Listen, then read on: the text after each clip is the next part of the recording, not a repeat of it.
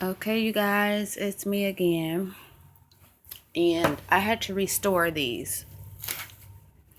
I don't know if I'll have my video that I did before this added because at the moment, I don't have a laptop right now. So I don't know. I just might have to just upload from my phone. But I had to restore these. I've had these shoes for about maybe 8 or 9 years.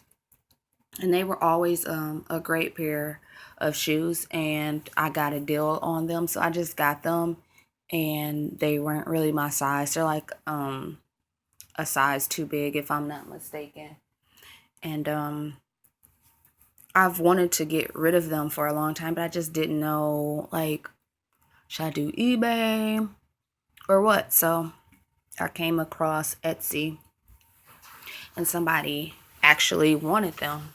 But ironically enough, because things like this happened to me, these shoes were involved in a house fire. My house caught on fire, where the bathroom region caught on fire. My room was close to the bathroom. So like all the smoke just made its way to my bedroom, and I had a shoe rack. If you check out my other videos, you'll see my shoe rack, and a lot of shoes got a lot of smoke damage, and a few of them actually were like folding and bending and coming apart at the layers. So somebody wanted these shoes right after the house fire. Like, how weird is that, dude? Anyway, so I was like, oh my gosh, they already paid for the shoes and I don't want them, but they can be restored because, that's one of the things that I do. I customize, I restore. So I was like, let me see what I can do. So I was doing research about patent leather because where you see the pink is patent leather. I'm like, well, how the frick can you, paint on that? So I did some research and I found a video that helped me out with that. And as you can see, I have this right here that I got from AutoZone, and it was like $7. And it's, of course, since it's from AutoZone, it's meant for cars, and you just put it on, like a surface that's shiny or plasticky with that shine on it, and it basically like dries it out, like dulls it out, and you can paint on it. So then I went to Myers and I bought this painter's touch for the sneakers, and they actually look exactly how I had them previously before the house fire. The only difference is the color. The original color of these sneakers is a lighter pink. And it's so, it's not even that big of a deal where you can notice because as you can see, this pink that was manufactured, the fabric with the sneakers, it matches that perfectly. And the pink that the Jordans were originally is just a smidge bit lighter. So yeah, I had to do everything over. All of this had to be cleaned. It was so much like smog and smoke on it, and it had a stench to it. I had to redo the bottoms because they were just straight up dingy. So I went to Hobby Lobby and bought some paint. Yeah, from what I have been researching, there's not any paint for the sole that can stay on and with the weather and rain, and where I live it snows and things like that.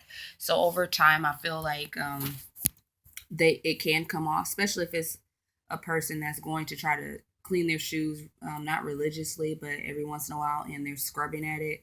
This will come off. So if anyone knows of any type of paint that you can put on the bottom, I would love to know about it, but I haven't found anything as of yet. But this is what the sneakers look like. And I had to do a lot of masking, which I freaking hate. Like, when it comes to doing the shoe customizing or restoration, that I freaking hate it. It takes way too long. Like, I've probably been doing these sneakers for like 3 days now. And that's just from the masking itself.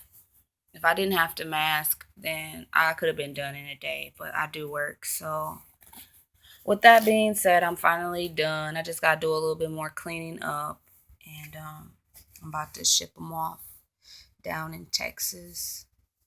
But I just wanted to share this video with you guys and For anybody out there that's never worked on patent leather, there is a way that you can paint on top of it and the paint doesn't come off. So yeah. Oh, and another thing, which a lot of you guys probably already know, but just for the people that get eager like me, you have to let the sections dry, especially if it's going to be a section that you're going to continue to go over again. Let it dry, leave it alone. I be thinking, since I've been doing this for so long, that I'm not going to make, much of a mistake, but I kid you not, dude. My thumbprint was all up on these shoes. I'm like, dang, if I send these if I send these shoes how they are right now, they're gonna be like, what the hell? Like, I got all her print all up on these sneakers. So yeah, let them dry. I know you don't want to, sit and wait to let them dry, but they do have heating guns, which I have to invest in just to cut the drying time in half and for me not to leave my fingerprint. So, all right, you guys, I just had to share another video with you because I've never done anything like this. I've never had to deal with smoke damage or fire ever in my life. So this is the first time I had to deal with something like this and to restore some sneakers that were in a fire. And I have a lot more shoes that I have to restore that are my own personal collection. Like I said, if you've seen my videos before and you've seen the shoe rack, pretty much all the shoes on the shoe rack have smoke damage, but the ones closest to the wall, those are the one that got it bad the most. And I had some Michael Jackson Air Force Ones that I customized a few years ago, and those are completely black.